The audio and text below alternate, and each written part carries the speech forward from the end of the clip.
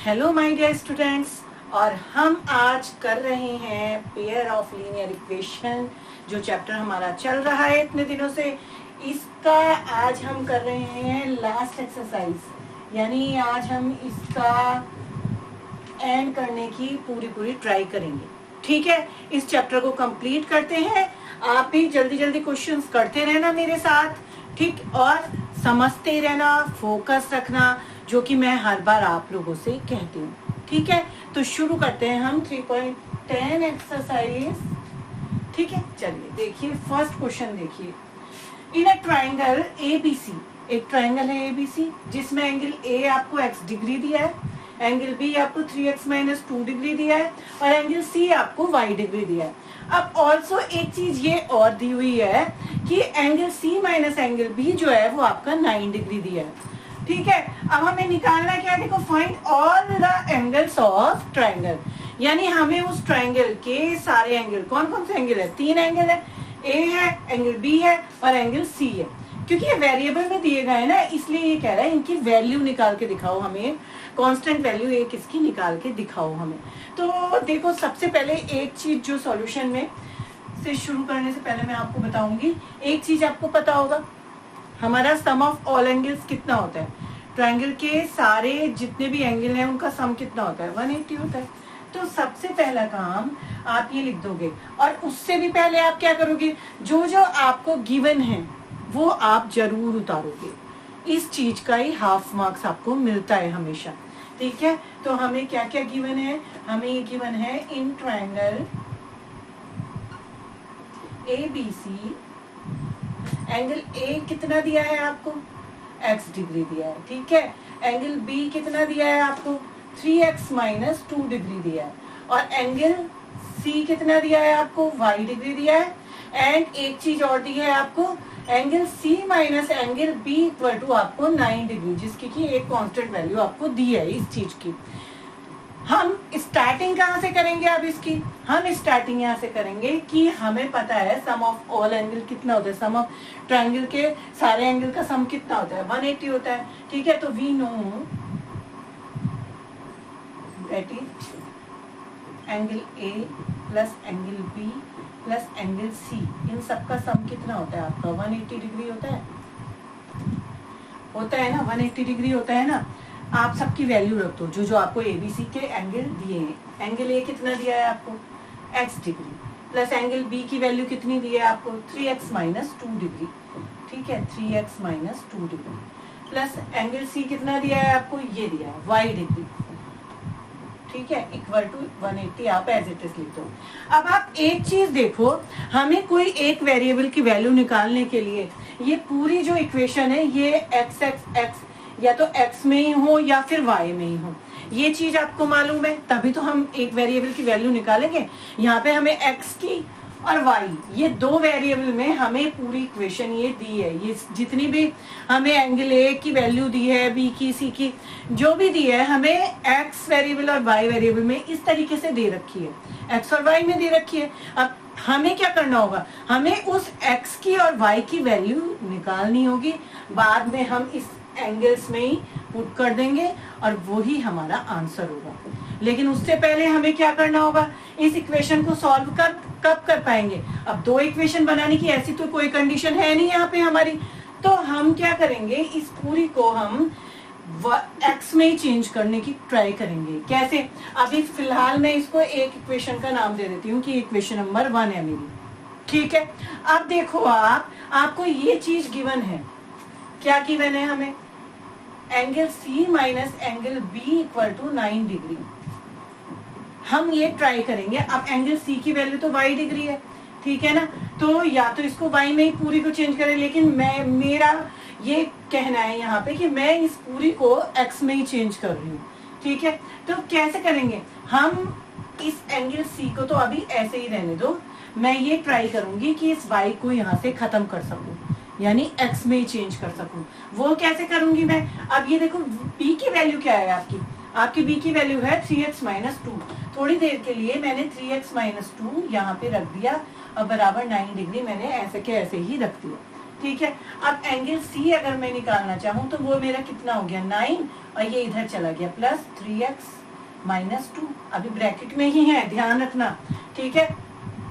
अब क्या हो गया, ये इसको ब्रैकेट को अगर मैं ओपन कर दूं तो 3x और -2 और 9 - 2 कितने होते हैं 7 प्लस 3x, यानी मेरे जो एंगल सी की वैल्यू x में ही मैंने जो निकालने की कोशिश करी है वो मेरी मिल गई ये, यानी मेरी जो एंगल सी की वैल्यू मिली 7 प्लस 3x मिल गई। बस अब ये वैल्यू मैं आपकी सीधे सीधे यहाँ पे एंगल सी की जगह पुट कर सकती हूँ, ठीक है। एंगल सी को इसलिए मैं यहाँ से हटा देती हूँ, y नहीं रख रही, मैं एंगल सी को ऐसे ही रहने देती हूँ। अब मैं यहाँ पे है ना put the value of C angle C in equation number 1। देखो रखो x degree plus 3x -2 degree और प्लस एंगल सी की जगह अब मैं ये रखने जा रही हूँ आपका 7 प्लस 3x और इक्वल टू 180 में ऐसे के ऐसा ही उतार रही हूँ। क्लियर, इतनी बात समझ में आ गई। बस अब इसको आप सॉल्व कर लो। देखो अब हम इसे सॉल्व कर सकते हैं, ये पूरी की पूरी x में ही हमारी चेंज हो गई। बस यही मैं चाह रही थी कि हमारी a की वेरिएबल में ये आ जाए, ठीक है। इसलिए मैंने यहाँ शुरुआत में ही ये काम नहीं करा, ठीक है। ज्यादातर आपकी बुक्स में भी शुरू में ये इसी से स्टार्ट हो जाता है या कहीं पे भी, लेकिन आप पहले उस चीज को समझो कि हमने ऐसा क्यों करा है, ये काम हमने जो करा ये क्यों करा। इसलिए करा ताकि हमें एक वैल्यू में हमारा ये चेंज हो जाए, x में ही वेरिएबल में चेंज हो जाए इस तरीके से, ताकि हम एक वैल्यू आराम से निकाल सकें। देखो अब ये सॉल्व हो जाएगा ना, ये देखो x डिग्री प्लस 3x, इसे ब्रैकेट को खोल दो, 7 प्लस 3x बराबर 180। अब देखो x वाले वेरिएबल जोड़ सकते हो आप, 3 और 1 4 और 3 7, यानी ये क्या आ गया आपका, यहाँ देखो ये क्या आ गया आपका 7x, ठीक है। और फिर -2 और प्लस 7 -2 कितने रहेंगे आपके 5, ठीक है। प्लस 5 प्लस के साइन जाता है और इक्वल टू 180। बस अब 7x इक्वल टू क्या हो गया आपका 180 और 5 इधर ले लो आप -5, तो ये कितना बचा 175। 7x इक्वल टू, तो x इक्वल टू 175 अपॉन 7 और 7 से ये कट हो जाएगा आपका, 7 2 जा 14, 3 7 5 जा 35, ठीक है। तो ये x इक्वल टू आ गया आपका 25 डिग्री। तो हमारे x की वैल्यू निकली है ये। तो आपके x की वैल्यू कितनी आ गई, आपके x की वैल्यू यहाँ पे आ गई 25। बस अब आप सीधे सीधे angle A, angle B, angle C में आप इसकी वैल्यू रख सकते हो x की, और अपने सारे एंगल हमारे निकल जाएंगे। कैसे, एंगल A इक्वल टू कितना हो गया आपका x डिग्री था, यानी x की जगह आपने 25, तो एंगल A की वैल्यू कितनी आ गई आपकी 25 डिग्री। अब एंगल B ले लो, एंगल B कितना है आपका 3x -2, इसमें x की जगह आप क्या रख दोगे 25 -2, तो 75 -2 यानी 73। तो एंगल B कितना आ गया आपका 73। अब रहा एंगल C आपका, तो देखो एंगल C हम y डिग्री है, क्योंकि और y की तो हमने अभी वैल्यू निकाली नहीं है, वैसे तो निकल जाएगी x में रख के, लेकिन इसकी मदद ले सकते हैं हम, यानी कि यहाँ से ये जो हमने करा था angle C minus angle B बराबर ये 9 डिग्री था ना आपका, तो यहाँ से हमने एंगल C निकाला था ये, तो एंगल C की वैल्यू हम यही वाली ले लेंगे 7 प्लस 3x, और यहाँ पे हम क्या कर देंगे 3 इंटू एक्स की जगह वैल्यू पुट कर दो आप जो हमने निकाली है, बस। तो ये आपका निकल गया एंगल C 7 प्लस 75 कितना हो गया 82। तो एंगल C हमारा आ गया ये, यानी हमें तीनों एंगल हमें मिल गए। हमारे एंगल A हमारा आ गया 25 डिग्री, एंगल B आ गया 73 और एंगल C आ गया हमारा 82 डिग्री। समझ गए, ठीक है, कोई प्रॉब्लम, क्लियर, ओके, ठीक है।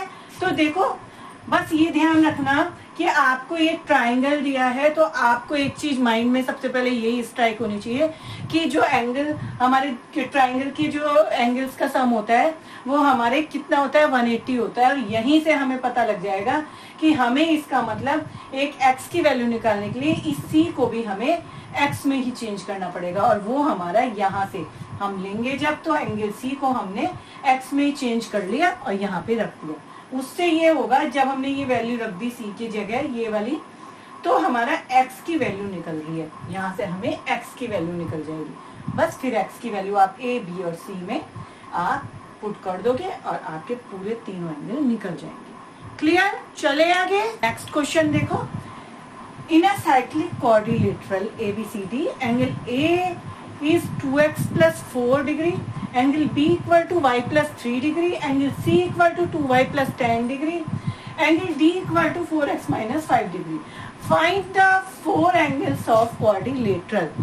अब एक साइक्लिक क्वाड्रिलेटरल में के जो हमारे जो रूल्स होते हैं वो क्या होते हैं। मान लो एक ही क्वाड्रिलेटरल है, मैंने ये बना दिया ये, ठीक है।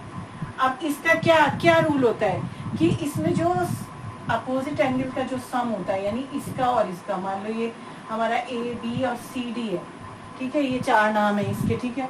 अब क्या है, इसमें जो अपोजिट एंगल का जो सम होता है वो कितना होता है, वो 180 के बराबर होता है। बस हम इसी की हेल्प से अपने क्वेश्चन को सॉल्व करेंगे।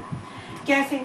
देखो आपको एंगल A दिया है, ठीक है, मैं यहीं पे ही लिख देती हूँ, चलो 2x plus 4 डिग्री दिया है। एंगल B कितना दिया है आपको, y plus 3 दिया है आपको। एंगल C कितना दिया है, 2y plus 10 दिया है आपको। और एंगल D कितना दिया है आपको, एंगल D दिया है आपको 4x minus 5 डिग्री।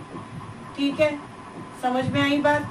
तो मैंने ये चारों के जितने भी चारों एंगल हैं मैंने सबको सबके प्लेस पे रख दिया है।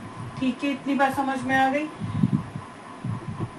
अब देखो यहाँ गिवन लिख लेना, लेकिन आप गिवन क्या है ये सब आपको ना लिखना पड़ेगा कि ये जो जो दिया है हमें, एंगल B हमें इतना दिया है, y plus 3 दिया है, ठीक है, एंगल C हमें इतना दिया है, 2y plus 10 दिया है, और एंगल D हमें क्या दिया है, 4x minus 5 दिया है।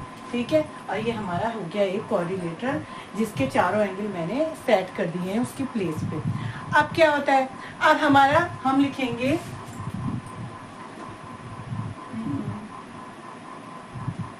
हम देखो हम इसकी प्रॉपर्टी जो होती है साइक्लिक क्वाड्रिलेटरल की वो ये होती है, तो हम इसलिए हम ये लिखेंगे बाय प्रॉपर्टी ऑफ क्वाड्रिलेटरल। ठीक है, बाय प्रॉपर्टी ऑफ क्वाड्रिलेटरल लिखना आपको सही चाहिए, मतलब लिखना आना चाहिए आपको कि कहाँ पे हमें क्या चीज उसे बतानी है लिख के। तो by property of quadrilateral the sum of opposite angle, कोई से भी अपोजिट एंगल, ठीक है, ये वाले ले लो, ये वाले ले लो, ठीक है, the sum of opposite angles क्या होता है 180 होता है। ठीक है, तो इस प्रॉपर्टी का यूज करके हम क्या लिख सकते हैं कि angle A plus angle C equal to 180 and angle B plus angle D equal to 180 लिख सकते हैं, कोई प्रॉब्लम तो नहीं है। ठीक है, so angle A plus angle C equal to मैंने लिख दिया 180। सबसे पहले मैंने यही ले लिया। अब मैं इसकी वैल्यू रख देती हूँ, put the value of angle A and angle C। यहाँ एक लाइन लिख देना, put the value of angle A and angle C। ठीक है, एंगल A की वैल्यू क्या है आपकी 2x प्लस 4, तो इसकी जगह मैंने लिख दिया 2x plus 4 and angle C की जगह मैंने क्या लिख दिया 2y प्लस 10। ठीक है, एंगल C के प्लेस पे मैंने लिख दिया 2y प्लस 10। अब ये देखो सॉल्व करने का मेथड, ये देखो आपका x और y भाई लीनियर इक्वेशन है, पेयर ऑफ लीनियर इक्वेशन है, तो दो इक्वेशन बननी तो जायज है ना हमारी। ठीक है, अब आप कहोगे कि पिछले क्वेश्चन में क्यों नहीं बनाई आपने, वो इसलिए नहीं बनाई क्योंकि वो ट्राइंगल था आपका, वहां पे दो इक्वेशन के बिना ही हमारा काम हो गया। ठीक है, लेकिन कभी आपका इस तरीके का क्वेश्चन आता है, क्वाड्रिलेटरल आ रहा है, तो यहाँ पे एक्स और वाई दोनों वेरिएबल दोनों में मिल रहे हैं हमें, वह तो इस वजह से हम इस तरीके से यहाँ पे दो इक्वेशन बना के और एक्स और वाई की वैल्यू हम निकाल देंगे। समझ में आई बात? तो हमने यहाँ से हमारी एक इक्वेशन क्या आ गई, 2x + 2y और 10 + 4 कितना हो गया आपका 14, यानी मैं सीधे 180 और ये 14 इधर ले लेती हूँ -40। कोई प्रॉब्लम? इसे माइनस कर दो, 166, ठीक करा ना? और देखो यहाँ पे तो आप 2 कॉमन भी ले सकते हो, तो x + y आ गया। कभी भी सेम आ जाए ना नंबर, कॉमन ले लो उसको, तो हमें थोड़ा इजी पड़ेगा। आगे हमारी इक्वेशन थोड़ी छोटी बनेगी तो जल्दी सॉल्व होगा हमारा। अब बस x + y = कितना हो गया यहाँ 166, और ये 2 कहाँ गया नीचे, क्योंकि वहाँ वो मल्टीप्लाई है। 2 8 जा 16 एंड 2 3 जा 6, यानी x + y = मेरा आ गया ये, और ये बन गई मेरी इक्वेशन नंबर 1। Any problem? इतने बात समझ में आ गई आपको कैसे हुआ ये, कि हमारे जो क्वाड्रिलेटरल का जो प्रॉपर्टी है वो हमारी ये होती है कि हमारे जो एंगल्स के जो अपोजिट एंगल के जो सम होते हैं वो हमारे होता है 180, यानी जो भी अपोजिट एंगल हमारे क्वाड्रिलेटरल में पढ़ेंगे इस तरीके से, तो इनके जो सम होता है वो हमारा होता है 180। और जब ऐसा होता है तो हम उसी का ही यूज करके 2 इक्वेशन में चेंज कर देते हैं। हमेशा एंगल ए और एंगल सी की वैल्यू रख दी, ठीक है। अब हम दूसरी ले लेते हैं, एंगल बी + एंगल डी = ले लेते हैं 180। Now angle B + angle D ये भी 180 होगा। अब एंगल बी और डी की भी वैल्यू रख दो। बी की कितनी है y + 3, डी की कितनी है 4x - 5 = 180, ठीक है। इसे भी भाई x वाला पहले ही ले लो, क्या जा रहा है 4x + y, और ये कितना हो गया 3 - 5 कितना हो गया -2, ये मैं इधर ले लेती हूँ +2, तो 180 और +2, यानी मेरा कितना बन गया ये 182। तो ये आ गई मेरी इक्वेशन नंबर 2। सॉल्व कर लोगे ना इसको, कोई प्रॉब्लम तो नहीं है ना, ठीक है। अब देखो बस, अब तो हमारी ये 2 इक्वेशन मिल गई हैं हमें, इन दोनों को आप अब सॉल्व कर सकते हो। तो सॉल्विंग 1 और 2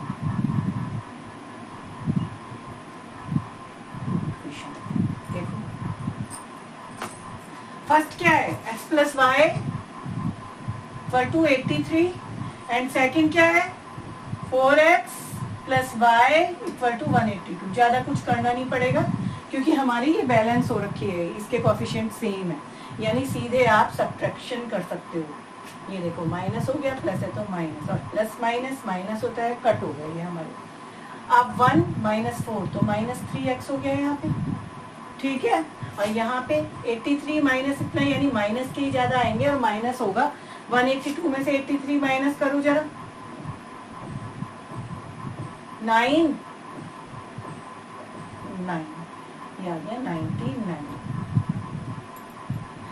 क्लियर हो गया इतना, माइनस से माइनस कट गया, x = मेरा इजीली आ गया ये 3 3 या 9, यानी मेरा x की वैल्यू 33 आ गई है।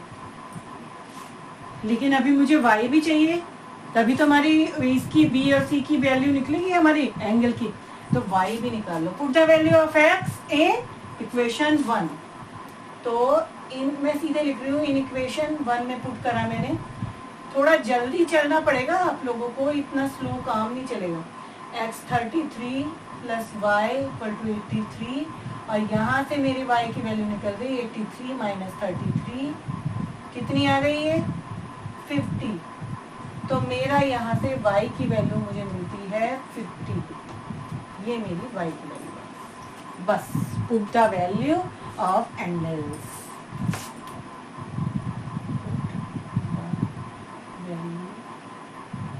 of x and y in angles, all angles which are given, ठीक है, लिख देना पूरा। तो एंगल A = कितना हो गया आपका 2x + 4 डिग्री था ना ये A, बस x की वैल्यू रख दो आप इसमें 33, 2 × 33 + 4 कितना हो गया 66 + 4, 66 + 4 कितना हुआ 70, यानी एंगल A मेरा आ गया 70 डिग्री। समझ में आ गई बात? अब एंगल B देखो, एंगल B कितना है आपका एंगल बी है आपका y प्लस थ्री, y की वैल्यू रख दो 50 आ रखी है आपकी, 50 प्लस 3 यानी 53, ये निकल गई आपकी y की वैल्यू, x निकल गया, y निकल गया। इसके बाद एंगल c निकालो, 2y प्लस 10 में रखो वैल्यू, 2 इंटू 50 प्लस 10 यानी 100 प्लस 10 110, 110, ये निकल गया मेरा c। और एंगल d कितना है, इतना, तो एंगल d इक्वल टू है मेरा 4x माइनस 5, x की वैल्यू रखी मैंने कितनी 33, 4 जा कितने हुए 132 और माइनस 5, 132 माइनस 5 कितना बचा 721, यानी एंगल d इक्वल टू मेरा आ गया ये 127। तो ये मुझे मिल गई मेरे चारों एंगल की वैल्यू। चेक करो जरा सही है कि नहीं है, चारों एंगल को सम करके देखो जरा एक बार कितना आता है, चारों एंगल का सम करके देखो कितना आता है, 360 आना चाहिए। तो हमारा क्वेश्चन का आंसर एकदम सही होगा। ये 70 लिखा मैंने, ये 53 लिखा मैंने, और एंगल सी मेरा 110 है, और एंगल डी मेरा 127 है। 7 और 3 10 का 0, 16 का 6 और 1 3, ये आ गया मेरा 360। यानी कि सारे एंगल का सम कितना होना चाहिए 360 होना चाहिए ना। तो ये मेरा इसका मतलब एकदम करेक्ट आंसर आए, मेरे सारे एंगल की वैल्यू एकदम करेक्ट है मेरी। ठीक है, तो ऐसा करते हैं। ठीक है, सबसे पहले क्योंकि अब इसमें अगर हम चारों एंगल को सम कर देते, जैसे हमने ट्रायंगल में निकाला, ट्रायंगल में हमने क्या करा, तीनों एंगल का सम करके हमने 180 रख दिया और उसमें वैल्यू पुट कर दी हमने, ऐसा करा था ना। तो इसमें हमने ऐसा क्यों नहीं करा कि चारों एंगल की वैल्यू रख के हमने 360 कर दिया हो। देखो क्यों नहीं करा, क्योंकि तब हमारी वैल्यू x और y में, एक इक्वेशन x में भी और y में भी आ जाती। कर तो हम वैसे भी सकते थे, y की वैल्यू को हम रिमूव कर देते, x में ही चेंज कर देते किसी तरह से, लेकिन हमारा बहुत लेंदी हो जाता। तो सही तरीका यही होता है कि हम प्रॉपर्टीज याद रखें अपनी, कि हमारी प्रॉपर्टीज क्या क्या होती हैं, और प्रॉपर्टीज को हम याद रख के और तब वो हम नियम लगाएं कि हमारे जो है प्रॉपर्टी ये होती है कि भाई जो अपोजिट एंगल का सम होता है वो हमारा 180 होता है क्वाड्रिलेटरल में। तब हम वो यूज करके दो इक्वेशन बना लेते हैं, और यहाँ से हम एलिमिनेशन मेथड से या सब्स्टिट्यूशन मेथड से x और y की वैल्यू निकाल लेते हैं। लेकिन यहाँ पे काम खत्म नहीं होता है, फिर हमें एंगल बताने हैं उसे, find the 4 angles of quadrilateral. तो हमें एंगल्स बताने के लिए लास्ट में एंगल्स में वो x और y की वैल्यू पुट करनी होगी। देखो ध्यान से सुना करो बात को, फोकस रखा करो अपना। ठीक है, तो हमें तब एंगल ए में जैसे x की है तो x की वैल्यू, y की, फिर b में, फिर हमने इसी तरह से c में y की वैल्यू पुट करी, d में हमने x की वैल्यू पुट करी, तब जाके हमें चारों एंगल मिलते हैं। समझ में आ गई बात? ठीक है, कोई प्रॉब्लम? चलो तो फिर चले आगे। देखो नेक्स्ट क्वेश्चन पे आते हैं।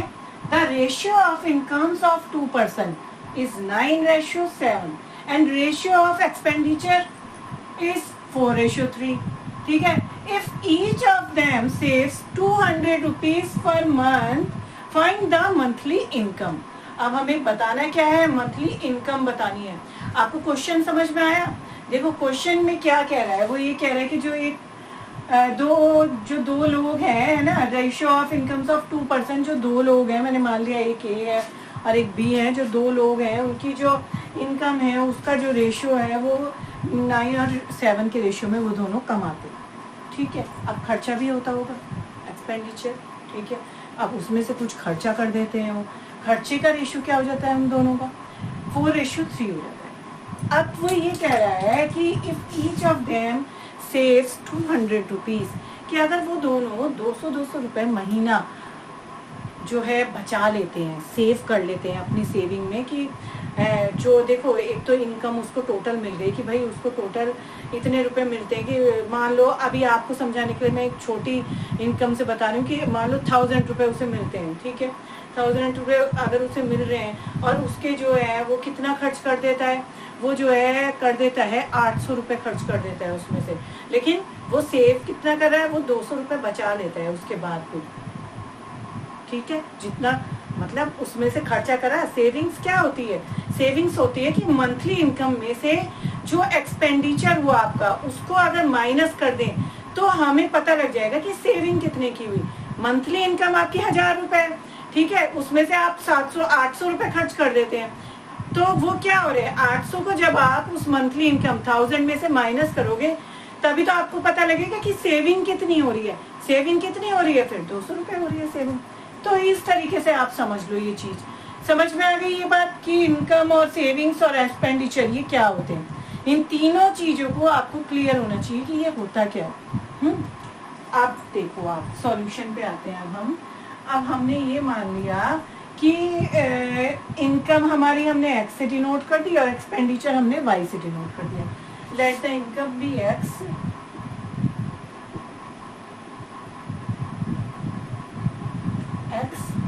एंड एक्सपेंडिचर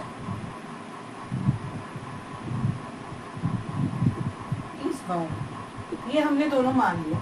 तो आप ये बताओ, ratio of income of 2 person है ना, लेट 2 पर्सन, ये भी मान लो, let 2 person are A and B, ये भी मान लिया हमने कि ए और बी हमारे 2 पर्सन है, ठीक है। अब जो है आप ये देखो, इनकम का रेशियो कितना है आपका, 9:7, और हमने इनकम किससे डिनोट कर रहे हैं, एक्स मान रहे हैं हम। तो हमारी इनकम कितनी हो गई, अलग अलग इनकम तो बतानी पड़ेगी ना हमें। तो income of A person A equal to कितनी हो गई आपकी इनकम, 9, क्या है, इनकम है आपकी 9, और हमने किससे डिनोट कर रहे हैं, एक्स से, यानी हमारी इनकम कितनी हो गई, 9x हो गई, किसकी, पर्सन ए की, ठीक है। अब इनकम ऑफ पर्सन बी वो कितनी हो जाएगी फिर, 7x। इसी तरीके से एक्सपेंडिचर लिख लो दोनों का, एंड एक्सपेंडिचर ऑफ ए कितना हो गया रेशियो, 4, और एक्सपेंडिचर हमने क्या माना है, y, यानी 4y, and expenditure of B कितना हो जाएगा, 3, और एक्सपेंडिचर y सीधे नोट है यानी 3y। ये तो आप शुरू में आपको लिखना ही पड़ेगा, ये सारा आपको लिखना ही पड़ेगा अगर आपको नंबर चाहिए तो, ठीक है, कि हमने इनकम को x मान लिया है और हमने एक्सपेंडिचर को y मान लिया है। अब जो उसका रेशियो दिया है उसे हम अलग अलग चेंज कर लेंगे कि a का कितना हो गया, b का कितना हो गया, और उसी तरीके से एक्सपेंडिचर हमारा a का कितना हो गया 4y और b का कितना हो गया 8। अब आप ये देखो, मैंने आपको अभी बताया था कि सेविंग्स क्या होती है। सेविंग्स, क्योंकि वो सेविंग कर रहा है, कितनी कर रहा है, 200 रुपए की मंथली सेविंग कर रहा है। तो सेविंग का क्या फार्मूला होता है हमारा, देखो, अगर मैं मंथली इनकम में से ना, मंथली इनकम में से एक्सपेंडिचर को माइनस कर देती हूँ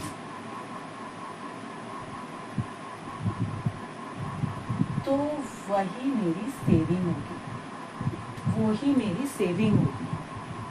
अभी मैंने आपको एग्जाम्पल दिया था कि आप जितना कमा रहे हो और आपका जितना उसमें से खर्च हो रहा है, उसके बाद खर्च यानी माइनस हो गया। आप पैसे लाए घर में, 10,000 रुपए लाए आप, ठीक है, चलो 1000 रुपए लाए, ठीक है, आपने 1000 रुपए लाए, छोटी रकम से सीखो आप, 1000 रुपए लाए, उसमें से आपने 500 रुपए खर्च कर रहे हो आप, तो अब आपके पास कितने बचे, तो वो क्या हो गई, जो बचे यानी आपने बचा लिया कुछ, वो आपकी सेविंग कहलाएगी। टोटल इनकम में से जो एक्सपेंडिचर हुआ यानी वो तो खर्च हो चुका ना हमारा, और उसके अलावा जो बचा फिर वो हमारा सेविंग होती है। यानी टोटल इनकम माइनस एक्सपेंडिचर, जो हमने खर्चा करा तो खर्चा कर दिया यानी माइनस हो गया, और वही जो बचेगा वो हमारी सेविंग के बराबर होगा। ये होता है हमारा, ठीक है। अब बस आप इस फार्मूले से अपनी इक्वेशन बना सकते हो, और क्योंकि हमारा पेयर ऑफ लीनियर इक्वेशन है, हम तो इक्वेशन बनाएंगे। देखो, मंथली इनकम आपकी कितनी हो है, मंथली इनकम आपकी पहले ए वाले की कितनी है 9x, माइनस एक्सपेंडिचर कितना है ए वाले का ही लो पहले, है ना, 4A ले लो, 4% ए के लिए, ठीक है 9x। और वो खर्चा कितना कर रहा है, एक्सपेंडिचर ऑफ ए का कितना है खर्चा हमारा 4y इक्वल टू सेविंग दोनों बराबर कर रहे हैं। If each of them saves 200 रुपए, यानी सेविंग दोनों की बराबर है, ये 200 के बराबर हो गया और ये हो गई हमारी इक्वेशन नंबर 1। क्लियर, इतना हो गया, समझ में आ गया। इसी तरह से 4B के लिए 4% B, monthly income minus expenditure, उसका भी मंथली इनकम लो। बी का मंथली इनकम कितना है 7x, इनकम ऑफ बी लिखो, चलो लिख देती हूँ, income of B minus expenditure of B equal to saving of B, ठीक है। तो ये देखो मेरा कितना हो गया, इनकम ऑफ बी कितनी है 7x माइनस एक्सपेंडिचर कितना है 3y और ये भी मेरी 200 के बराबर, ये मेरी आ गई इक्वेशन नंबर 2। बस अब आपको ये सॉल्व करनी है और x और y की वैल्यू निकालनी है, तो हमारी इनकम पता लग जाएगी हमें कि हमारी मंथली इनकम कितनी होती है, ठीक है। समझ में आ गई बात। देखो दोनों को सॉल्व करेंगे, सॉल्विंग 1 और 2। अब देखो सॉल्व करने से क्या होगा, देखो यहाँ पे आप, चलो मैं दोनों इक्वेशन उतार रही हूँ आपकी, 7x minus 3y equal to 200, ये दो इक्वेशन है। तो अब हमें इसे बैलेंस करना पड़ेगा। सबसे पहले तो इसके कोफिशिएंट हमें क्या करने पड़ेंगे, किसी एक के कोफिशिएंट हमें सेम करने पड़ेंगे। ये छोटा नंबर है, मैं इसी को ले लेती हूँ, y के कोफिशिएंट सेम कर देती हूँ। तो 3 को तो मैंने कर दिया फर्स्ट इक्वेशन से मल्टीप्लाई और मैंने 4 को कर दिया इससे, इसी का उल्टा हो जाता है, 3 को इससे कर दूंगी और 4 को इससे। तो यहाँ दोनों जो कोफिशिएंट है y के वो क्या हो जाएंगे, बराबर हो जाएंगे मेरे। देखो क्या होगा, 3 9 जा 27x माइनस 3 4 जा 12y इक्वल टू 3 2 जा 600। ये आ गई पहली इक्वेशन मेरी मल्टीप्लाई करके। अब आफ्टर मल्टीप्लाइंग ऑफ 2, 4 7 जा 28x माइनस 4 3 जा 12y और इक्वल टू 4 2 जा 800। ये हो गई मेरी दूसरी। बस अब इन्हें सॉल्व कर दो, चाहे तो इन्हें आप थर्ड और फोर्थ कह सकते हो, आफ्टर मल्टीप्लिकेशन थर्ड और फोर्थ। अब इसको आप सॉल्व करो, सॉल्विंग बोथ। क्या है पहली, 27x minus 12y equal to 600 और ये क्या है 28x minus 12y equal to 800। ये दोनों को सॉल्व कर दो क्योंकि अब हम कोएफिशिएंट सेम कर चुके हैं। ये माइनस है तो प्लस हो गया, साइन चेंज हो जाएंगे सबके, ये कट हो गया हमारा। अब देखो 27 और नीचे वाला साइन से कंपैरिजन करते हैं, माइनस 28। तो कितना बचा, 1 बचा आपका, लेकिन माइनस के आपके ज्यादा हो गए, तो ये हो जाएगा हमारा माइनस 1x। क्लियर। और यहाँ पे 600 माइनस, देखो ऊपर वाला ऐसे रख दिया जो भी उसका साइन है, और नीचे वाले का साइन हमने यहाँ लगा के ऐसे रख दिया, तो ये हुआ ना। अब 800 में से 600 माइनस करोगे आप, कितना बचा 200, लेकिन है तो माइनस के ज्यादा है, यानी माइनस 200 माइनस 200। क्लियर। अब ये माइनस से माइनस कट गया, तो x की वैल्यू जो आया है आपकी आ गई 200 आ गई, x की वैल्यू आपकी। समझ में आ गई बात, ठीक है। अब हमें क्या निकालना है, चलो अभी देखते हैं। पहले y की वैल्यू निकाल लो, put the value of x in 1 equation ले लो, यही वाली 9x minus 4y equal to 200। x की वैल्यू रख दो, 9 into 200 minus 4y equal to 200, 1800। ये इधर आ गया माइनस 200, ये इधर चला गया 4y, क्योंकि ये माइनस 4y मैं बराबर के इधर ले लेती हूँ, मुझे y की वैल्यू चाहिए, मैंने नंबर इसके साथ ले लिया। अब ये कितना बचा 1600 4y, तो y की वैल्यू क्या आ गई मेरी 600 और अपॉन ये 4, नीचे 4 4 16 0 0, y इक्वल टू मेरा आ गया 400। और x इक्वल टू मेरा आ गया 200। x की ये वैल्यू आ गई, y की ये वैल्यू आ गई। लेकिन अभी आपका काम खत्म नहीं हुआ है, क्योंकि वो कह रहा है फाइंड द मंथली इनकम, तो हमें दोनों की मंथली इनकम बतानी होगी। सो मंथली इनकम ऑफ ए की मंथली इनकम कितनी थी आपकी 9x, ठीक है। इसमें आप रख दो x की वैल्यू, x की वैल्यू क्या है 200, तो ये ए की तो हो गई आपकी 1800 रुपीज, ये तो इसकी मंथली इनकम हो गई। और मंथली इनकम ऑफ बी कितनी हो गई, बी की कितनी है आपकी, ये 7x, यानी 7 इंटू एक्स यानी 200, तो ये हो गई आपकी 1400 रुपीज। तो मंथली इनकम ऑफ बी इतनी, मंथली इनकम ऑफ ए इतनी, यानी 1800 ए कमाता है मंथली इनकम है, और बी की मंथली इनकम 1400 है आपकी। और आगे भी पूछ सकता था वो, एक्सपेंडिचर अगर पूछता तो आप एक्सपेंडिचर में आप वैल्यू रख देते वाई की। वैसे वाई की वैल्यू यहाँ निकालने की हमें जरूरत नहीं थी, क्योंकि हमसे एक्सपेंडिचर तो पूछा नहीं था, सिर्फ हमसे मंथली इनकम ही पूछ रहा था वो। तो जैसी हमारी एक्स की वैल्यू आई थी, उसके बाद डायरेक्ट हम मंथली इनकम ऑफ ए और मंथली इनकम ऑफ बी भी निकाल सकते थे, जरूरी नहीं था कि हम वाई की वैल्यू भी निकालें। चलो अभी तो मैंने फिलहाल निकाल दिया, कोई बात नहीं, लेकिन अगर एक्सपेंडिचर भी पूछा होता है तो हम ये वाई की वैल्यू यहाँ रख के और हम ये भी निकाल सकते थे एक्सपेंडिचर। समझ में आ गई बात इतनी, ठीक है। तो आपको ये चीज समझ में आनी चाहिए कि किस तरीके से हम लेते हैं। पहले इनकम को हमने एक्स से और एक्सपेंडिचर को वाई से डिनोट करा, उसके बाद हमने दोनों की मंथली इनकम, ये जो रेशियो में थी, इसको हम इस तरीके से अलग अलग कर लेते हैं। दोनों की ये हो गई हमारी मंथली इनकम, और एक्सपेंडिचर को भी हमने रेशियो को इस तरीके से डिनोट कर दिया। बाद में जो सेविंग होती है वो मंथली इनकम माइनस एक्सपेंडिचर से ही हमारी निकलती है जो सेविंग, और इसमें हमने दोनों इक्वेशन बाद में तो सॉल्व भी करना है। एक्स और वाई की वैल्यू निकाल के सीधे मंथली इनकम में इसमें पुट कर दोगे एक्स की वैल्यू। क्लियर, समझ में आ गई। चलूं आगे, चले आगे, चलो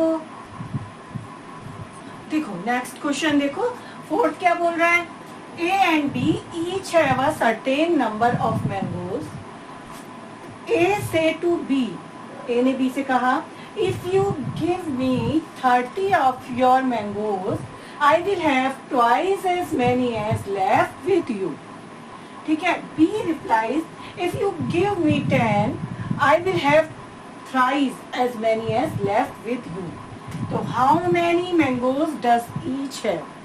देखो मैंने आपको पहले भी ये बात कही है कि हमेशा क्या पूछा है हमसे, क्या फाइंड करने को कहा है हमसे, तो सबसे पहला जो ध्यान देते हैं वो हम इसी चीज पे देते हैं कि हमसे कहा क्या गया है, क्या पूछा गया है हमसे। तो देखो यहाँ पे वो क्या पूछ रहे कि how many mangoes does each have, यानी दो पर्सन ए है और एक बी है, इनके पास कुछ मैंगोज है। अब ये कह रहा है how many mangoes does each have, यानी ए के पास और बी के पास, इन दोनों के पास बताओ कितने कितने मैंगोज हैं हमारे। ठीक है, क्वेश्चन समझ में आया कि ए और बी के पास कुछ मैंगोज हैं। ए ने बी से कहा if you give me 30 of your mangoes, कि अगर तुम मुझे अपने मैंगोज में से 30 मैंगोज दे देते हो। क्या कहा ए ने बी से, ध्यान से सुनना। ए ने बी को बोला कि अगर तुम मुझे, जितने तुम्हारे पास आम हैं, मान लो 60 है उसके पास, उसमें से 30 अगर आप मुझे दे देते हो, आगे क्या बोला है, तो I will have twice as many as left with you. तो मेरे पास, तुम्हारे पास जितने आम बचे, अब मुझे देने के बाद तुम्हारे पास जितने आम बचे उसके दुगने हो जाते हैं मेरे पास से। आई बात समझ में, ठीक है, इतना क्लियर हुआ।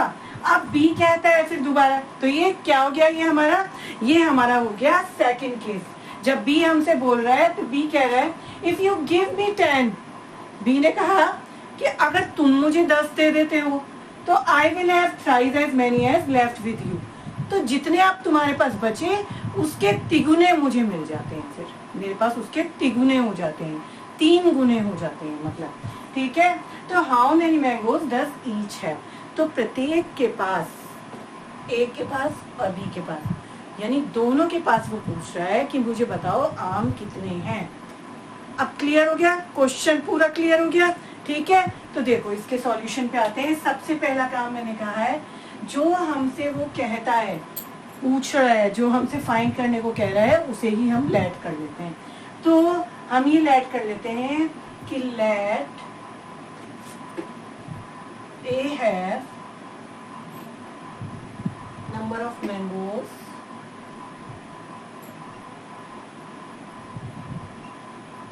इज एक्स, कि ए के पास एक्स मैंगो है, ठीक है। And B have number of mangoes Y, ठीक है। इतनी बात समझ में आ गई कि द नंबर ऑफ मैंगोज, यानी ए के पास मैंने समझी कि एक्स है और बी के पास मैंने ये लेट कर लिया कि वाई है, ठीक है। इतने इतने मैंगोज हमारे इन दोनों के पास हैं। अब हम कंडीशन पे आ जाएंगे। मैंने पहले भी आपको बोला है, वर्ड प्रॉब्लम में यही खासियत होती है कि, क्या खासियत होती है कि जैसा लिखा है वैसे ही ट्राई करो इक्वेशन बनाने, क्योंकि पेयर ऑफ लीनियर इक्वेशन है। हमें पता है कि हमें दो इक्वेशन बनानी है यहाँ पे, ठीक है। एक पेयर हमें लीनियर इक्वेशन का बनाना ही बनाना है, और फिर तभी जाके हमें वो दो वैल्यू जो हम लेट करते हैं, जो हमें फाइंड करनी होती है, वो हम निकालते हैं। इतनी बात समझ में आ गई, ठीक है। तो बस अब लेट करने के बाद हम चलेंगे कंडीशंस पे या केस 1 पे, ठीक है। क्या कह रहा है केस 1, देखो जैसे कह रहा है ना, मैं वैसे ही लिखूंगी, इसी की भाषा में लिखूंगी। ए सेज टू बी, ठीक है। मैंने यहाँ लिख दिया ए सेज टू बी, ए ने बी से कहा। अब देखो क्या कहा, नीचे देखना उस केस को कि क्या कहा। If you give me 30 of your mangoes, मैंने ये कह लिया। अब ए के पास कितने मैंगो है, एक्स मैंगो है, ठीक है। इक्वल टू बी के पास कितने हैं, वाई मैंगो है, क्योंकि ए बी से कह रहा है, यानी एक्स मैंने यहाँ पहले लिया क्योंकि ए के पास एक्स आम है और बी के पास वाई मैंगोज है, ठीक है। तो अब ये कह रहा है इफ यू गिव मी, यानी ये ए जो है ये इस बी से कह रहा है कि यदि तुम मुझे 30 मैंगो दे दो। लो मैंने दे दी, 30 मैंगो दे दिए मैंने, ठीक है। ऐसे भी लिख सकते हो, देखो इसको आप इस तरीके से भी शो कर सकते हो, ऐसे पूरा लिख के भी दिखा सकते हो कि ए ने बी से क्या कहा कि इफ यू गिव मी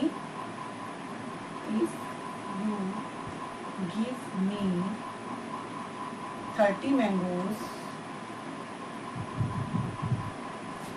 तो क्या कह रहा है फिर, मैंगोज आई विल हैव, यानी आप लगा दोगे equal, I will have twice as many as left with you, यानी वो उसका क्या हो जाएगा, ट्वाइस किसका होगा, लेफ्ट विद बी, यानी बी के पास जितने बचे उसका दुगना हो जाएगा। इफ यू गिव मी, यानी ए कह रहा है, A says if you give me 30 mangoes, then क्या हो रहा है, इसलिए मैंने इक्वल लगा दिया तब, क्योंकि दूसरा के एकदम से कंडीशन हो रही है कि तब क्या होता है, तब क्या होने वाला होता है, तो उसके लिए हम इक्वल लगा लेते हैं कि वो ट्वाइस हो जाएगा जितने तुम्हारे पास बचे हैं, यानी twice of left with B के पास जितने बचे हैं। क्लियर। अब देखो ए किसे कहते हैं, ए के पास कितने मैंगोज हैं, एक्स, मतलब ए को हमने माना है कि A have number of mangoes x माना है हमने ए के पास, ये इक्वल ऐसे ही लगा दो, ठीक है। अब ये ट्वाइस इनटू, अब ये 30 मैंगोज गिव मी, इससे मांग रहा है, बी से 30 मैंगोज मांग रहा है, यानी इसके पास एक्स मैंगो है तो वो 30 मैंगो उससे मांग रहा है, यानी क्या हो जाएंगे, इसके पास 30 ज्यादा हो जाएंगे, प्लस 30 कर दूं। अगर मान लो मेरे फ्रेंड के पास 60 मैंगोज हैं, ठीक है, मैंने उससे कहा 30 आप मुझे दे दो, तो मेरे पास तो 30 ज्यादा हो गए ना, और मेरे पास पहले से भी 30 है, तो मेरे पास अब टोटल आम कितने हो गए, 60 हो गए ना, यानी 30 तो मेरे पास पहले से है ही है एक्स।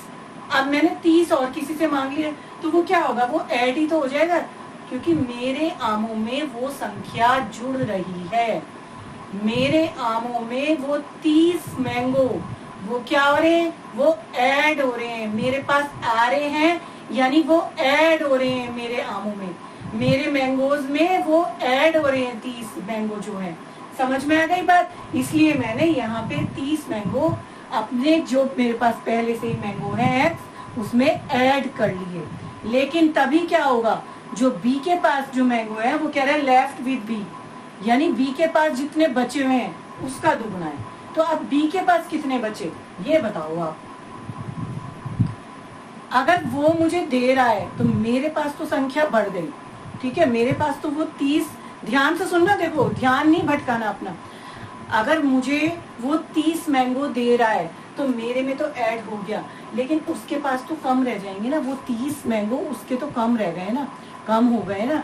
यानी जितने मैंगो हैं उसके पास, हमने वाई बी के पास वाई मैंगो माने, यानी उस वाई में से 30 तो कम हो गए ना, लेस हो गए ना, यानी लेस 30। ये इसके दुगने हो जाएंगे। ये ए कह रहा है कि ए से if you give me 30 mangoes, कि यदि तुम मुझे अगर 30 मैंगो दे रहे हो तो जो है जितने तुम्हारे पास बचे हुए हैं, यानी उसके पास बचे कितने रह गए, -30 हो गए, तो उसके भी दुगने मेरे पास हो जाएंगे। क्लियर हो गई ये बात? समझ में आ गया इतनी कंडीशन? बस अब इसे तो सिर्फ सॉल्व करके आपको एक इक्वेशन बना लेनी है। इसे सिर्फ सिंपली सॉल्व कर लो। 2y -2 3 जा 60, सॉल्व करो x -2y, लीनियर इक्वेशन लानी है, -60 और ये +30 इधर जाके -30 हो गया, तो ये कितना हो गया -90, माइनस माइनस प्लस होते हैं, साइन माइनस का ही आता है। तो ये आ गई मेरी इक्वेशन नंबर 1। ये हो गया मेरा केस 1 खत्म यहाँ पे, क्योंकि मेरी बन चुकी है एक इक्वेशन। अब आती है सेकंड बात। सेकंड क्या है? सेकंड केस में क्या कह रहा है, देखो सेम कह रहा है सेकंड केस में भी, कि बी ने उत्तर दिया, बी बोला, B replies if you give me 10।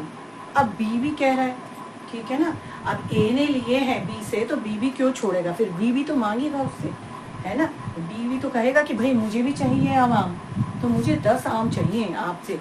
यानी बी बोलता है, बी कहता है कि अगर तुम मुझे 10 आम दे देते हो तो I will have thrice as many as left with you, तो तुम्हारे पास जितने आम बचेंगे ना उसके भी तिगुने आम मेरे पास हो जाएंगे। आई बात समझ में? बस वही केस में यहाँ पे लिखने जा रही हूँ। केस सेकंड में क्या कह रहा है कि बी बोलता है, रिप्लाई क्या बोलता है भाई B, if you give me 10, if you give me 10, then क्या हो रहा है, यानी हमने इक्वल लगा दिया, क्योंकि उसके बाद क्या हो रहा है, I will have thrice as many as left with you, तो क्या हो जाएगा, वो उसके तिगुना हो रहा है, लेफ्ट विद। अब किसके पास, जब बी मांग रहा है, अब ये कौन मांग रहा है, बी, ये बी बोल रहा है, यानी बी ने उत्तर दिया, बी से बी ने कहा कि इफ यू गिव मी 10, अगर तुम मुझे 10 दे दोगे तो तुम्हारे पास जितने बचे हुए आम है उसके तिगुने हो जाएंगे मेरे पास।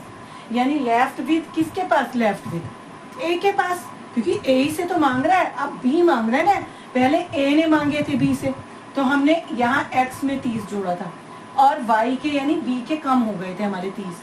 अब कौन मांग रहा है, अब बी मांग रहा है 10 आम, यानी बी कौन है, वाई हमारा, ये जो बी को हमने कितना मांगा है, नंबर ऑफ मैंगोज एक्स तो हमारे ए के हैं, बी के नंबर ऑफ मैंगोज कितने लेट करें हमने, वाई, ठीक है, तो लेफ्ट विद ए, यानी ए के पास जितने बचे हैं उसके तिगुने हो जाएंगे इस बी के पास, और बी के पास कितने मैंगोज हमने लेट करें, वाई, यानी वाई, अब ये y मांग रहा है, हम इससे a से मांग रहा है 10 मैंगोज, तो वो 10 कहाँ ऐड होंगे, इसके पास 10 नंबर और जुड़ जाएंगे ना, मैंगो के 10 नंबर और जुड़ जाएंगे, क्योंकि ये तो मांग रहा है, वो दे रहा है, अब की बार a दे रहा है इसको 10 मैंगोज, तो ये क्या होगा, इसकी जो नंबर्स हैं उसमें क्या हो जाएगा, वो इंक्रीज हो जाएंगे 10।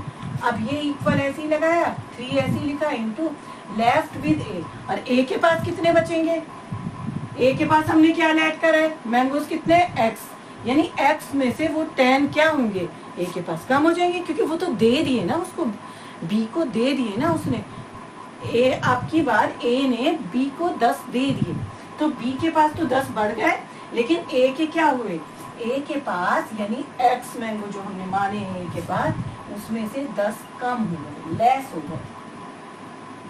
क्लियर? बस अगर ये दोनों कंडीशन समझ में आ गई तो बस अब दो हमें इक्वेशन ही बना के सिंपली सॉल्व करनी होती है।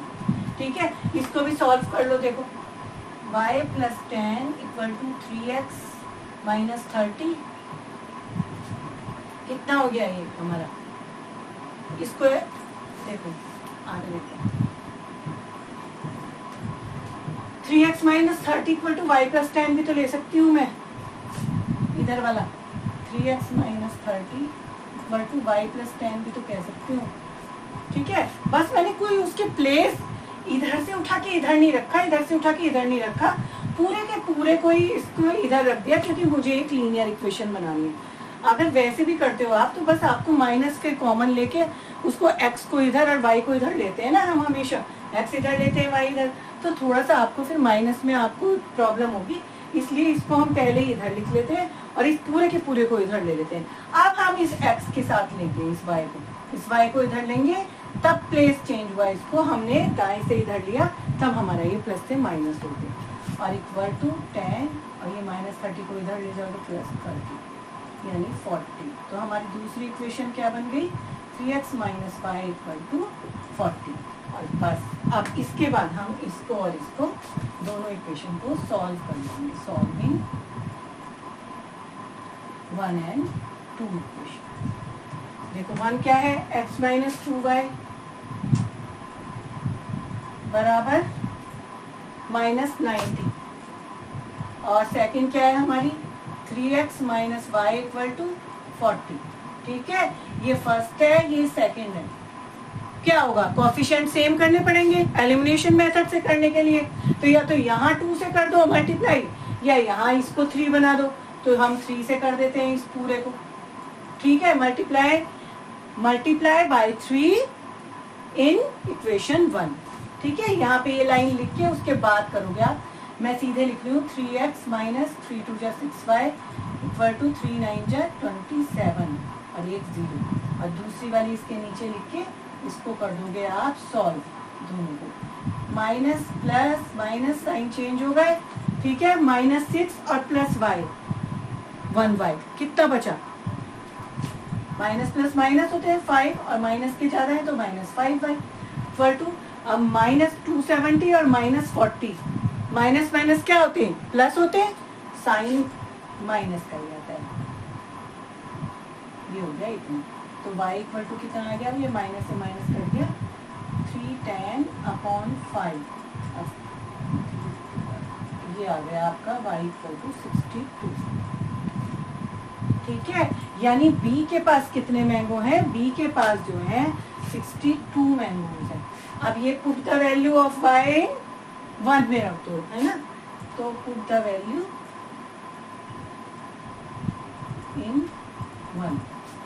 ये देखो x - 2 × y की जगह मैंने 62 रख दिया यहाँ पे और इक्वल टू -90 रख दिया, तो x - 124 हो गया इन्हें मल्टीप्लाई करके, x इक्वल टू -90 और ये +124, 124 में से 90 को माइनस करो, ये आ गया 34।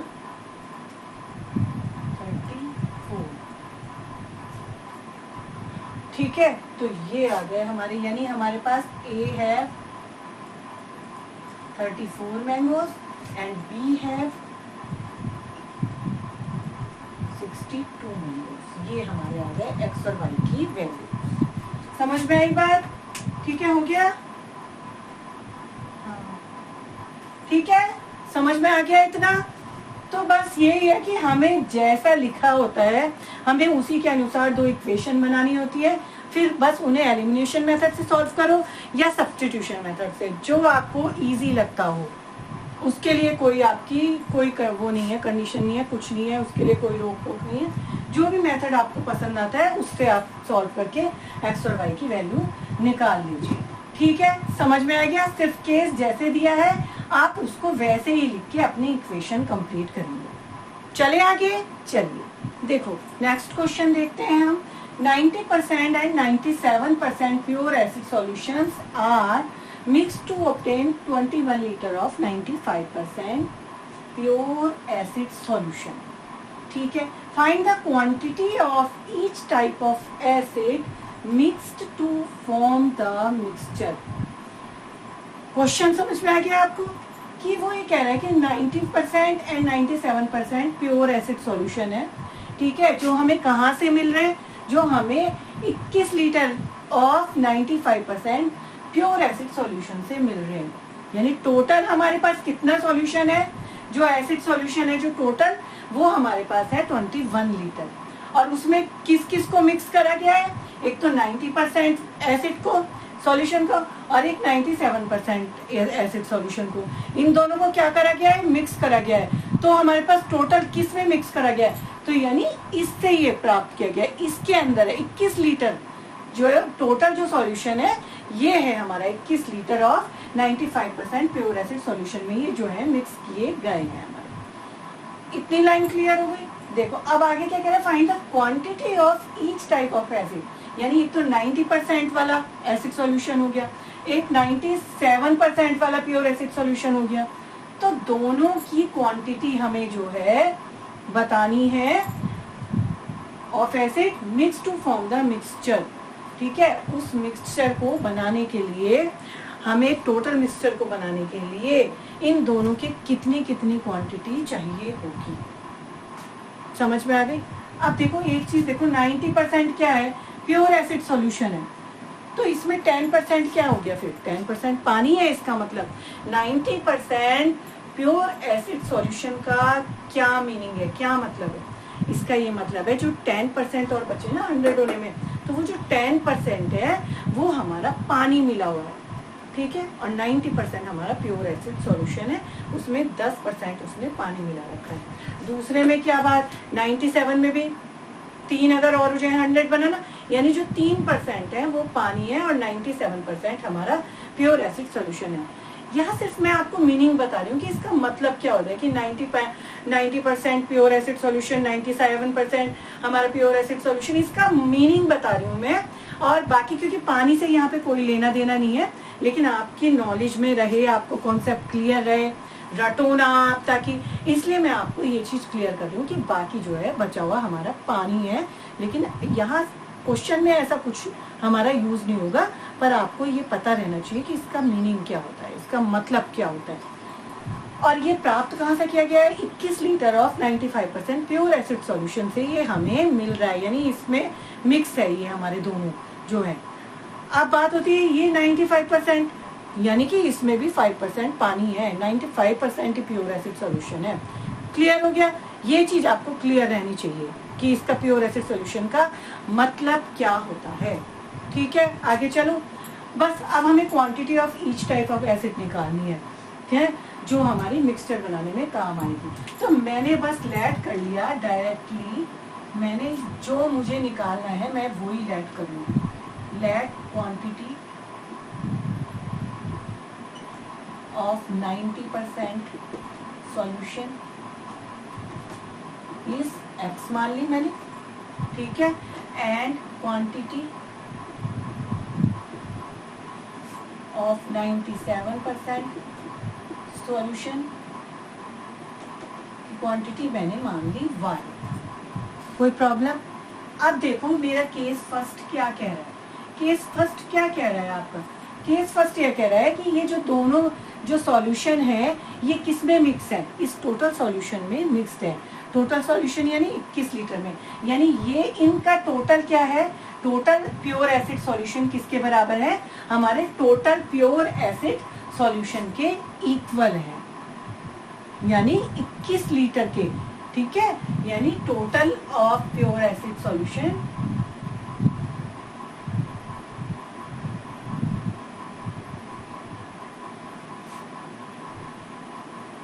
इक्वल ऑब्टेन करा गया है जिसमें हमारा, ठीक है, ऑब्टेन्ड प्योर सॉल्यूशन के इक्वल है, यानी टोटल जो प्योर एसिड सॉल्यूशन है उसके ही इक्वल है।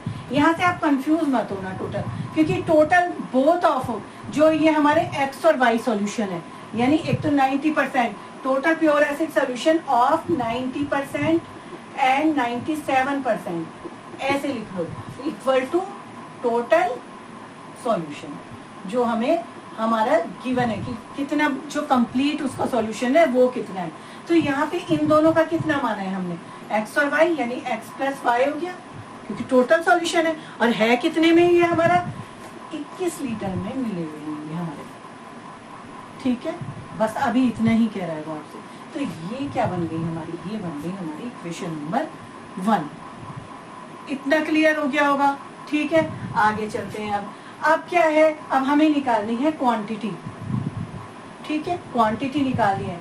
जब हम 90% सॉल्यूशन की क्वांटिटी x मान रहे हैं तो 90% ऑफ x कितना हो जाएगा फिर हमारा, है ना।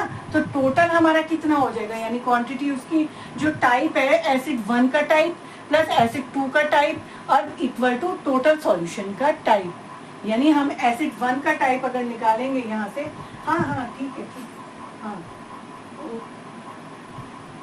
नहीं, 90% और 97% हमारे पास दो सॉल्यूशन है ना, इसलिए हमने उनको 2 मान के चला है, ठीक है। तो बस अब हमें कुछ नहीं करना। अब सेकंड केस में हम लगाएंगे, क्या लगाएंगे,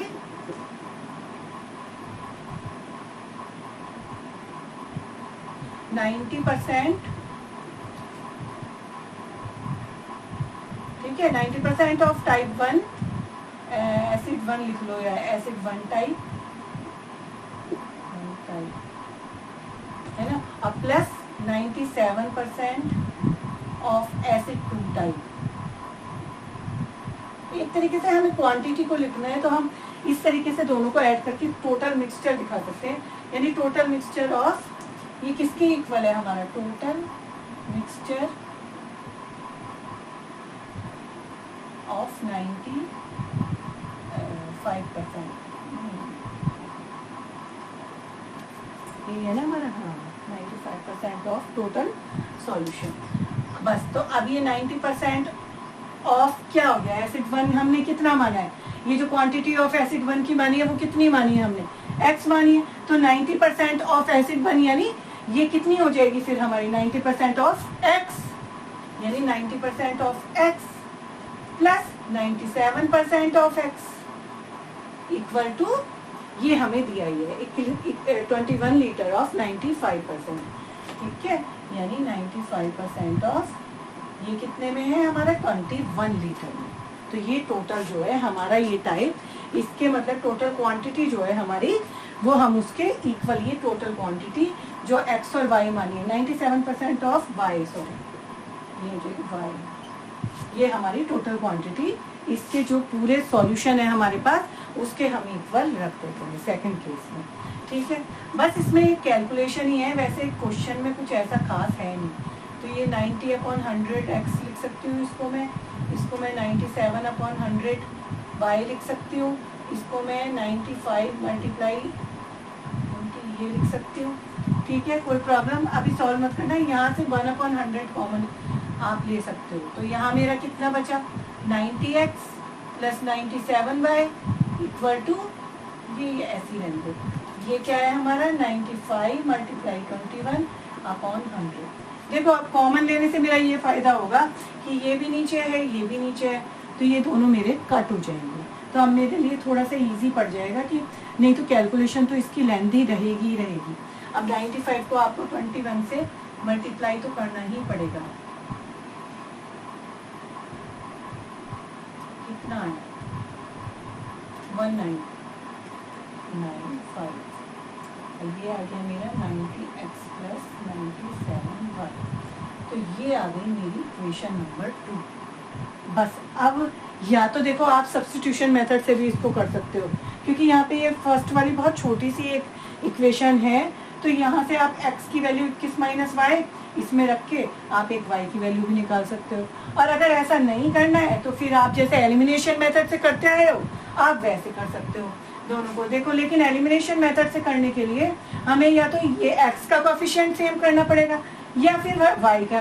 तो x का कोएफिशिएंट सेम करने के लिए हमें क्या करना पड़ेगा, हमें इस इक्वेशन नंबर 1 को 90 से क्या करना पड़ेगा, मल्टीप्लाई करना पड़ेगा। यानी x प्लस वाई बराबर 21 और 90x plus 97y equal to 1995।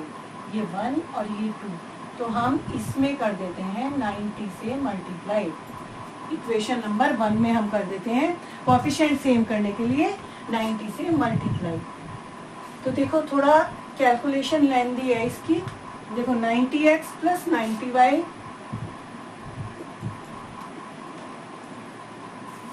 और इक्वल टू 21 मल्टीप्लाई 90 कितना हो गया? तो 90 से करोगे तो ठीक है, ये हो गया 1890। तो ये आ गई मेरी इक्वेशन नंबर 1। क्या है उसके ये कोएफिशिएंट इसके मल्टीप्लाई करने के बाद।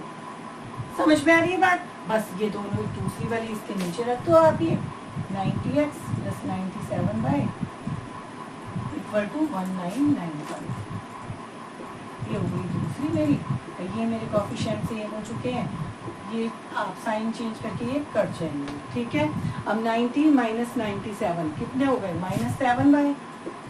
और ये कितना हो गया आपका? ये भी माइनस के जा रहा है, माइनस का साइन आ जाएगा। तो 1995 में से 1890 माइनस करो। ये तो माइनस करना है। ये आ गया मेरा 105। ठीक है, माइनस से माइनस आपका कट गया। y equal to 105/7 y equal to मेरा आ गया 15।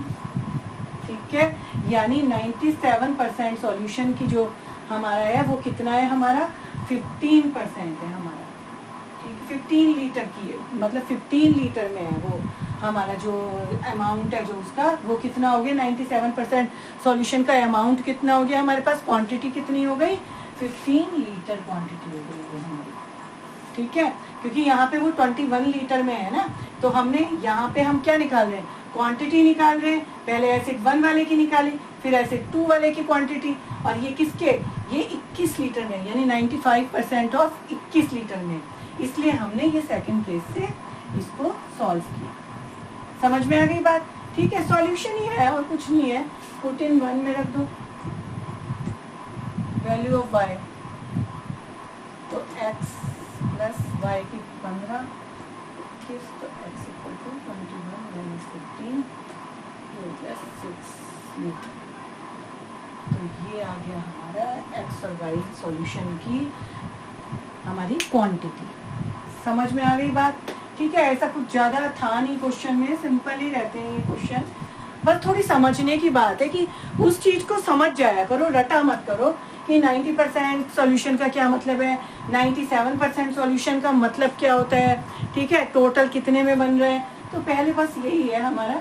ठीक है, ध्यान से आप करना, इसको समझना, इसको वीडियो देखना 1-2 बार, तो आपके 100% समझ में आएगा ही। और फिर भी कोई प्रॉब्लम होती है तो डेफिनेटली मैं आपको दोबारा ट्राई करूँगी, दोबारा बताऊँगी, आप मुझे कमेंट कर सकते हो। क्लियर? ठीक है, तो ये चीज़ समझ में आ गई आपको कि टोटल सॉल्यूशन हमारा 21 लीटर था।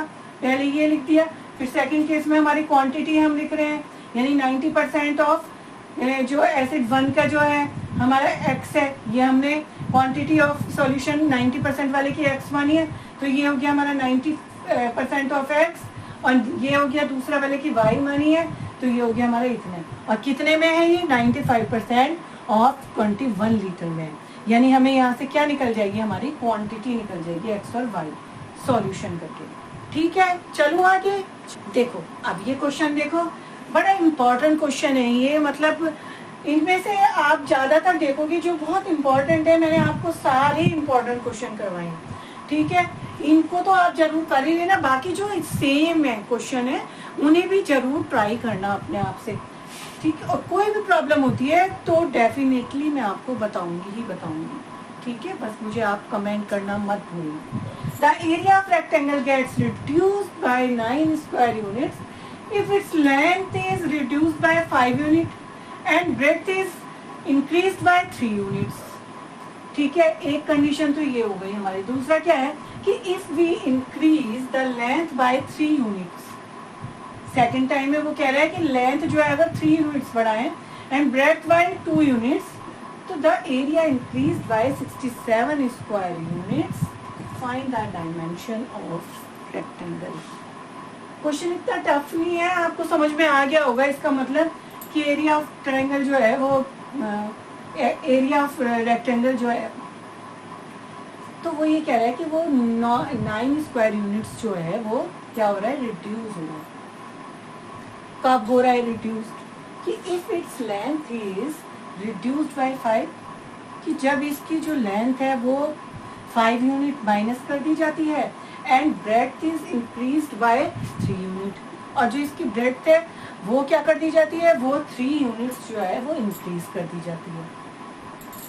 तब होता है ये क्या होता है, रिड्यूस हो जाता है उसका एरिया, जो 9 स्क्वायर यूनिट जो है वो रिड्यूस हो जाता है उसका एरिया रेक्टेंगल का। तो ये केस 1 हो गया हमारा। अब सेकंड टाइम में वो क्या कह रहा है कि if we increase the length by 3 unit, अगर हम अब की बार लेंथ को 3 यूनिट बढ़ा दें, इंक्रीज कर दें, and breadth by 2 unit, breadth को भी बढ़ा ही रहा है वो क्योंकि इंक्रीज ही लिखा है दोनों के लिए, तो एरिया भी 67 स्क्वायर यूनिट्स इंक्रीज हो जाएगा। ठीक है, तो find the dimension of rectangle. Rectangle के हमें क्या बताने हैं, डायमेंशन, यानी लेंथ बतानी है और ब्रेड्थ बतानी है, ये डायमेंशन होते हैं ना रेक्टेंगल के। तो देखो बस जो हमें बताना है, हमारा सबसे पहला काम होता है हम उसको लेट कर लेते हैं। हमें क्या बतानी है, डायमेंशन ऑफ रेक्टेंगल बताने। डायमेंशन क्या होते हैं, लेंथ होती है रेक्टेंगल में और ब्रेड्थ होती है, तो हमने कर लिया let the length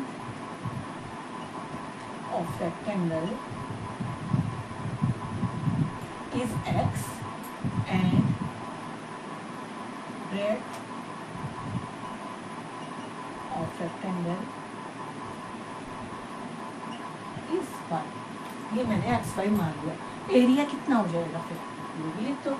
so area of rectangle क्या होता है, एरिया ऑफ रेक्टेंगल, रेक्टेंगल का एरिया क्या होता है, फार्मूला लेंथ इनटू ब्रेड्थ। ठीक है, L इंटू बी, यही तो होता है हमारा फार्मूला जो होता है। तो यहाँ पे L कितनी मानी है हमने, x, और B ब्रेड्थ कितनी मानी है, y, यानी ये कितना हो गया हमारा एक्स वाई। ठीक है, जो यहाँ के जो हमने लेट करा है, मैं इससे समझा रही हूँ आपको। लेट द लेंथ हमने क्योंकि रेक्टेंगल की x मानी है, ब्रेड्थ हमने y मानी है, तो मेरा एरिया कितना हो गया, लेंथ इनटू ब्रेड्थ, इससे एक्स वाई हो गया मेरा एरिया। ठीक है, इतना समझ में आ गया। तो ये काम तो आप करके रख दोगे ऐसे क्वेश्चंस में सबसे पहले। अब आप आओगे केस नंबर 1 पे। देखो क्या कह रहा है, यहीं से ही शुरू है। The area of rectangle gets reduced by 9 square metre. ठीक है, मेरा क्या हो रहा है, पर ये होता कब है, ये कब हो रहा है, 9 स्क्वायर मीटर रिड्यूस्ड कब हो रहा है, कि इफ यदि it's length is reduced by 5 unit, अगर मैं उसकी लेंथ जो है 5 यूनिट कम कर रहा हूँ और ब्रेड्थ जो है वो मैं इंक्रीज कर रहा हूँ 3 यूनिट, तब उसका जो रेक्टेंगल का जो एरिया है वो कितना रिड्यूस हो जाता है, 9 स्क्वायर यूनिट जो है वो कम हो जाता है, रिड्यूस हो जाता है। यानी मैं क्या लिखूंगी केस 1 में कि लेंथ इज रिड्यूस्ड बाय 5। क्या कह रहा है वो, लेंथ इज रिड्यूस्ड बाय 5। एक तो ये कंडीशन हो गई मेरी। ठीक है, दूसरी, अब देखो लेंथ इनटू एरिया, आपको एरिया के बराबर रखना है, तो एरिया का फॉर्मूला तो लेंथ इनटू ब्रेड्थ ही होती है ना, यही तो होती है हमारी। तो इसलिए हम इसको मल्टीप्लाई में ही रखेंगे, क्योंकि ये हमारा, हम जब लेंथ में से कम कर रहे हैं और ब्रेड्थ में से 3 यूनिट बढ़ा रहे हैं, तो एरिया ही हमें इक्वल एरिया के ही रखना है, इसलिए हम इसमें ये लगाते हैं। अब ब्रेड्थ कितनी बढ़ रही है हमारी, breadth is increased, breadth increased by 3 units। तो क्या होता है फिर क्या होता है हमारा, area of rectangle gets reduced by 9, यानी एरिया क्या हो जाता है हमारा, बराबर एरिया क्या हो जाता है, रिड्यूस हो जाता है 9 यूनिट, रिड्यूस हो जाता है। ठीक है, एरिया इज रिड्यूस्ड, ऐसे लिख दो, area is reduced by 9 square units. अब बस आप इनके अंदर फिल कर दो चीजें जो आपने लेट करी हुई हैं, ठीक है। अब ये समझ में आ गया कि लेंथ इज रिड्यूस बाय 5, कि हमने यहाँ मल्टीप्लाई क्यों रखा और इंक्रीज हो रही है, क्योंकि हमें ये इक्वल रखना है इस एरिया की, जो एरिया हमारा रिड्यूस हो रहा है। जब हम लेंथ को 5 सेंटीमीटर 5 यूनिट बढ़ा रहे हैं और ब्रेड्थ को हम 3 यूनिट घटा रहे हैं, तो हमें जो एरिया है हमारा, वो हमारा 9 स्क्वायर यूनिट जो है वो कम हो रहा है, एरिया कम हो रहा है हमारा। इसलिए हमने यहाँ पे भी लेंथ इंटू ब्रेड्थ रखा है, एरिया की इक्वल कर रखने के लिए। बस अब लेंथ इज रिड्यूस बाय 5 करो, लेंथ कितनी है, x है, तो x माइनस 5 कर दी मैंने, रखना ब्रैकेट में ही देखो। अब into breadth increase by 3 unit, कितनी है ब्रेड्थ, y, यानी y इंक्रीज हो रही है, इंक्रीज यानी प्लस 3 यूनिट, और इक्वल टू एरिया कितना है हमारा, एरिया हमारा है xy, ये कितना रिड्यूस हो गया, 9 स्क्वायर मीटर, यानी xy माइनस 9।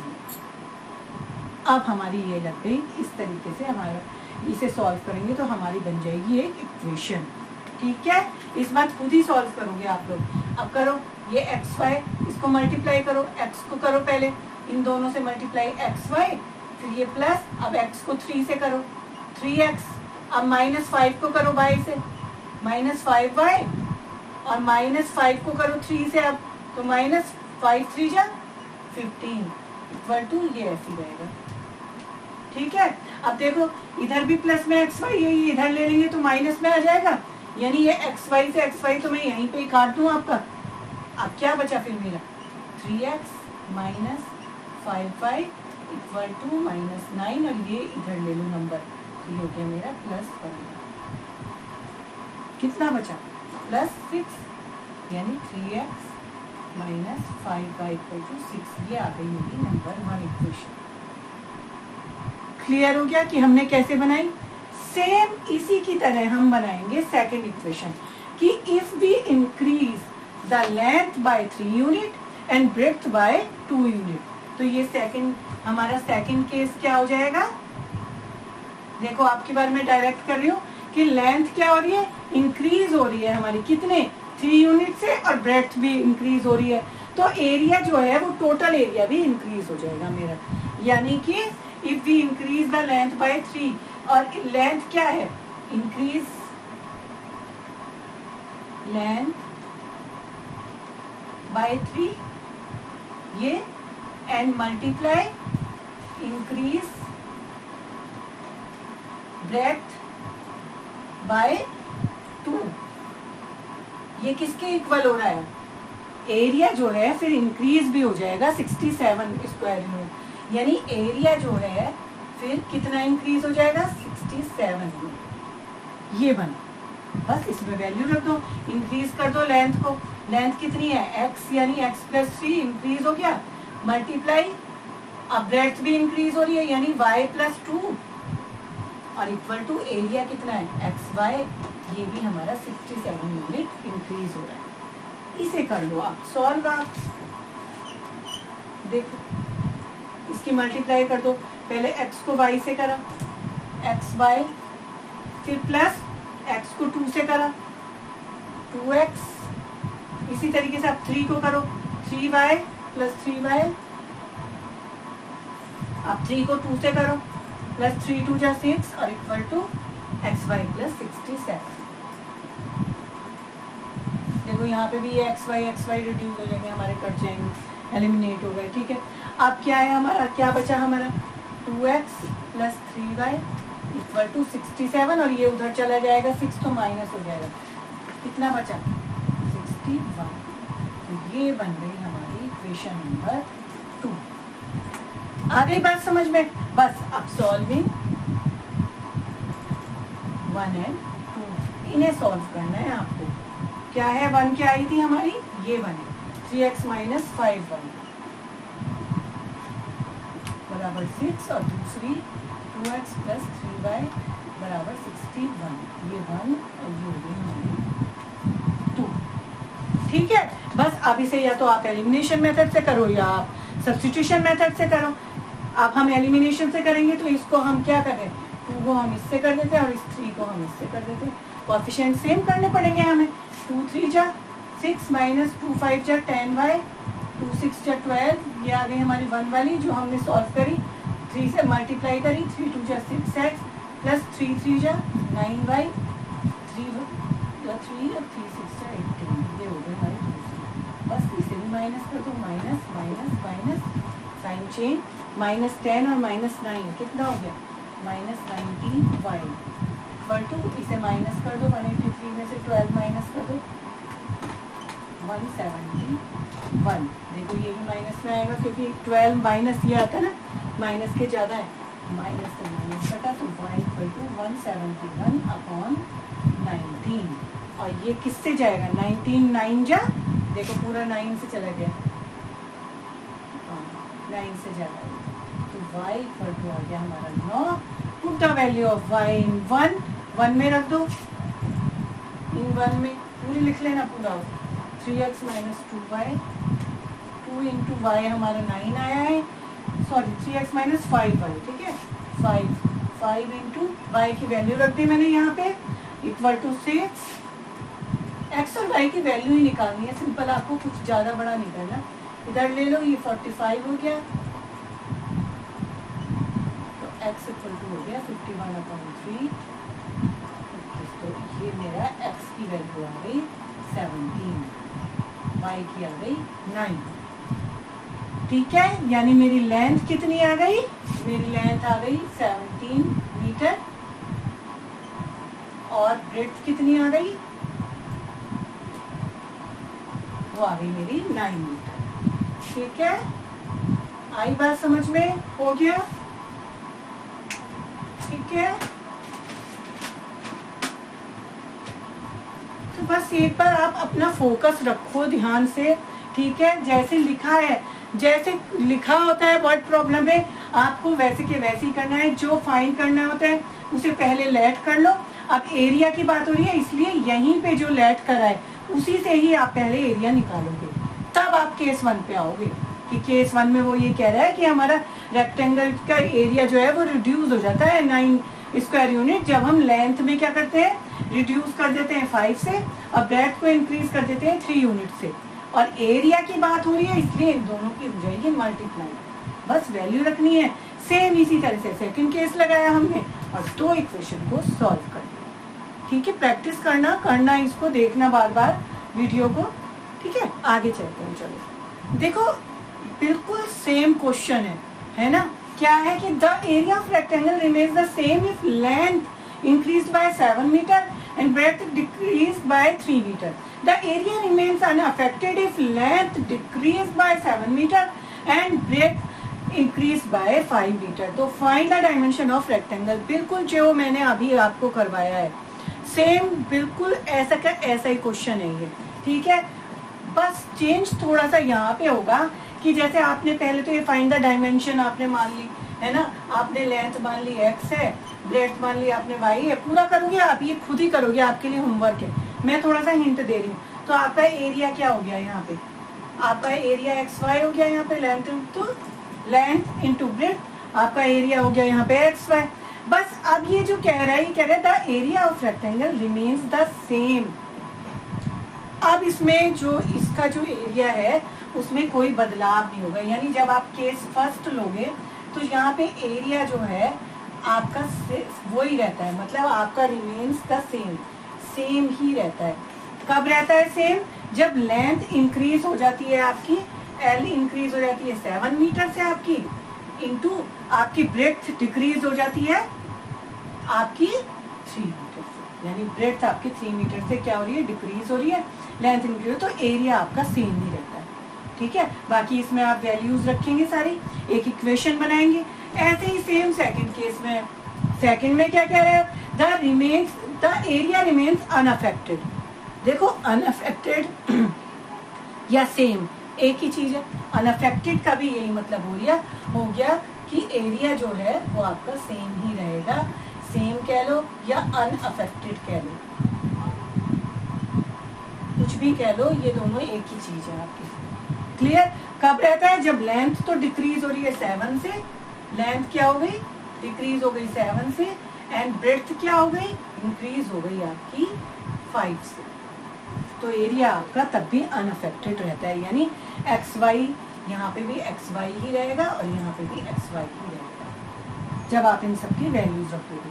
तो ये दो इक्वेशन आपकी यहाँ पे आएंगी और उन दोनों को सॉल्व करके आप फिर से डायमेंशन ऑफ रेक्टेंगल जो एक्स और वाई मानिए वो आप बता दोगे, उनके आंसर वो निकल जाएंगे हमारे किसी भी मेथड से, या तो एलिमिनेशन कर लो या सब्स्टिट्यूशन से कर लेना दोनों इक्वेशन को सॉल्व। ठीक है, तो ये आपके लिए है होमवर्क, इसे करके आप मुझे इसका आंसर बताओगे। आपका आंसर कितना आया मैं वेट करूंगी आपके आंसर का। ठीक है, चले तो आगे अगला करते हैं। तो एक ये लास्ट क्वेश्चन और देख लो, क्योंकि बाकी के सारे सेम क्वेश्चन है, ये भी एकदम सेम क्वेश्चन ही है, हमने स्टार्टिंग में किया था इसी एक्सरसाइज में। ठीक है, लेकिन फिर भी मैं करवा रही हूँ एक बार आपको, आप देख लो, कोई प्रॉब्लम होती है तो बताना। The ratio of income of 2 person is 7:6 and the ratio of their expenditure is 6:5. If each of these saves rupees 2000, तो find their income and expenditure. अब देखो, एक वही इनकम और एक्सपेंडिचर की बात आ गई। अब मैंने आपको बताया था कि इनकम क्या होती है। इनकम यानी आपको जो मंथली पैसा मिल रहा है, आप कोई वर्क कर रहे हैं, टीचिंग कर रहे हो या कुछ भी कर रहे हो, आप कोई भी वर्क कर रहे हो, ऑफिस में वर्क कर रहे हो, तो आपको एक मंथली पैसे मिलते हैं कुछ आपको, तो वो तो आपकी होती है इनकम। यानी आपको कितनी भी इनकम हो सकती है, 30,000 50,000 जो भी है आपकी। ठीक है, अब क्या होता है, उसमें से कुछ आप खर्चा करते हो, उस खर्चे को क्या कहते हैं हम, एक्सपेंडिचर। ठीक है, इतनी बात समझ में आ गई। अब तीसरी बात होती है सेविंग की। सेविंग क्या होती है, देखो सेविंग वो होती है कि आपने टोटल इनकम में से कुछ खर्च कर दिया, यानी वो तो उतना तो माइनस हो गया ना, जो खर्च करा वो पैसे तो आपके खत्म हो गए ना, जो भी आपने खर्चा किया, यानी इनकम माइनस एक्सपेंडिचर किसके इक्वल हो गई, सेविंग्स के। तो उसके बाद जो बचता है, पूरी इनकम मिली आपको मंथली, उसमें से आपने कुछ खर्चा कर दिया, लेकिन कुछ बचेगा भी तो ना, तो जो बचता है वो ही आपकी सेविंग्स कहलाती है। तो यहाँ पे ये यही कह रहा है कि जो उन दोनों की सेविंग हो रही है, इनकम का जो रेशियो है वो तो 7:6 है, और जो खर्चे का रेशियो है वो 6:5 है, और सेविंग्स कितनी कर रहे हैं, 2000 रुपये कर रहे हैं सेविंग्स। तो हमें क्या बताना है, find there income and expenditure. तो बस शुरू हो जाओ, लेट देयर इनकम इस हमने मान ली एक्स है, और एक्सपेंडिचर जो है वो हमने सोच लिया वाई से। तो हमारी ratio of income of 2 person, ठीक है, let the 2 person, let 2 person हमने मान लिए ए एंड बी, ये हमने 2 पर्सन मान लिए। तो मेरी ए पर्सन की इनकम क्या आ जाएगी, सो इनकम ऑफ पर्सन ए कितनी हो गई, रेशियो 7 है और इनकम कितनी मान रही हूँ मैं, एक्स मान रही हूँ, तो टोटल मेरा कितनी इनकम हो गई फिर 7 into x यानी 7x, यही तो हो गई मेरी टोटल इनकम। ठीक है, और दूसरे वाले की इनकम ऑफ पर्सन भी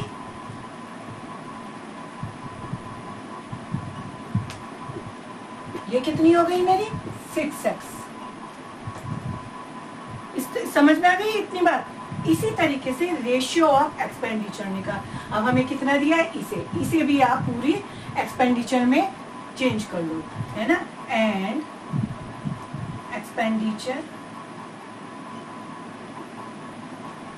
ऑफ ए कितना हो गया 6, एक्सपेंडिचर को मैं y से डिनोट करूंगी, यानी कितना हो गया 6y, and expenditure of B कितना हो गया मेरा 5y।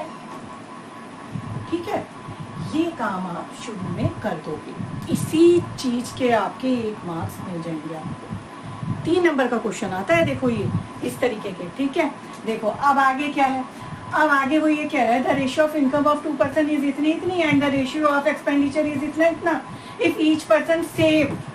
अब आई बात सेविंग की, कि ये दोनों जो हैं महीने में 2-2 हज़ार रुपए बचा रहे हैं अपने। तो पहले ए की बात कर लें, यानी केस फर्स्ट लगा दें पहले हम। क्या कि मैंने क्या कहा आपको, जब आप टोटल इनकम में से एक्सपेंडिचर क्या हो रहा है, एक्सपेंडिचर यानी खर्चा हो रहा है, तो वो तो माइनस हो गया ना टोटल इनकम में से। ये किसके इक्वल होता है, यानी जो बचता है फिर उसके बाद उसे हम कहते हैं सेविंग। टोटल इनकम में से हमने जितना खर्चा किया तो वो तो माइनस हो गया, और ये किसके इक्वल, यानी और उसके बाद जो बचा वो होता है हमारे सेविंग। ठीक है, वो होता है हमारे सेविंग के इक्वल हो गया, यानी ये। और सेविंग कितनी है, 2000 रुपीज। इनकम कितनी है, ये हम कर रहे हैं केस फर्स्ट फॉर ए के लिए। अभी ए की बात हो रही है हमारी, तो ए का हमारा कितना है, इनकम कितनी है 7x माइनस एक्सपेंडिचर कितना है ए का ही 6y इक्वल टू 2000, और ये हो गई मेरी इक्वेशन नंबर 1। आ गई बात समझ में। अब इसी तरीके से 4b के लिए लगाओ यही रूल, यही वाला रूल लगेगा। तो b के लिए क्या हो गई, देखो इनकम कितनी हो गई b की, आपकी b की इनकम ऑफ b 6x, तो 6x माइनस एक्सपेंडिचर कितना है b का 5y इक्वल टू ये भी 2000 रुपये बचाता है। तो ये हो गई मेरी इक्वेशन नंबर 2। बस सॉल्विंग को, सॉल्विंग करने के लिए क्या करना पड़ेगा अब आपको, अगर आप एलिमिनेशन मेथड से करते हो तो आपको कोएफिशिएंट किसी के भी सेम करने पड़ते हैं। तो या तो 6 को इससे मल्टीप्लाई कर दो पूरे से, और 7 को आप कर दो इससे मल्टीप्लाई। तो देखो 6 ये लिखनी पड़ेगी आपको बात, multiplying 6 in equation 1 and 7 in equation 2 and after this subtracting both equations. ये चीज लिख देना आप, ठीक है। अब 6 7 जा 42x माइनस 6 6 जा 36y इक्वल टू 6 2 जा 12,000। ये हो गई हमारे 3, कोई बात नहीं मैंने 3 नंबर दे दिया इसे। 7 6 जा 42x माइनस 7 5 जा 35y इक्वल टू 7 2 जा 14 और 3 0। ये हो गई मेरी। इतना क्लियर हो गया।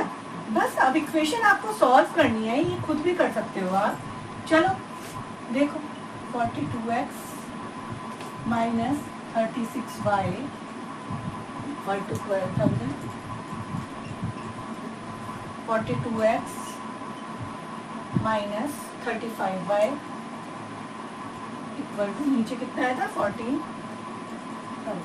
सॉल्व कर दो, सब्ट्रैक्टिंग कर दो, माइनस साइन चेंज हो जाते हैं, ये हमारा कट हो गया, माइनस 36 और प्लस 35, ठीक है, यानी कितने बचा 1 और माइनस के ज्यादा है यानी माइनस y। इसी तरह से 12,000 माइनस 14,000 कितना बचा 2,000, लेकिन माइनस के ज्यादा है क्योंकि नीचे माइनस आ रहा है, कट हो गया। तो ये y मेरी आ गई वैल्यू इतनी। y क्या था, एक्सपेंडिचर था मेरा। आप इसी तरह से पुट इन y की वैल्यू किस में रख रहे हैं, पुट इन 1। तो 1 कहाँ है मेरी, ये है, ये वाली 7x minus 6y equal to 2000। इसमें पुट कर दो ये y की वैल्यू। तो देखो 7x minus 6 into 2000 equal to 2000, 7x minus 12,000 into 2000 और 7x इक्वल टू 2000, ये इधर आ जाएगा तो प्लस 12,000। कितना बन गया 14,000 और x equal to 14,000 upon 7, 7 two जा और तो x मेरा आ गया 2000। मेरा जो है x इक्वल टू भी कितना आ गया मेरा 2000 आ गया। अब क्या है, अब देखो यहीं पे बात खत्म नहीं होती क्योंकि क्या निकालना है हमें, find there income and expenditure. So income कितनी हो गई मेरी, इनकम कितनी है मेरी, पर्सन ए की इनकम कितनी है आपकी 7x, यानी 7 मल्टीप्लाई x की वैल्यू रख दो 2000 यानी 14,000 रुपीज। ये तो हो गई मेरी इनकम। और एक्सपेंडिचर कितना हुआ मेरा,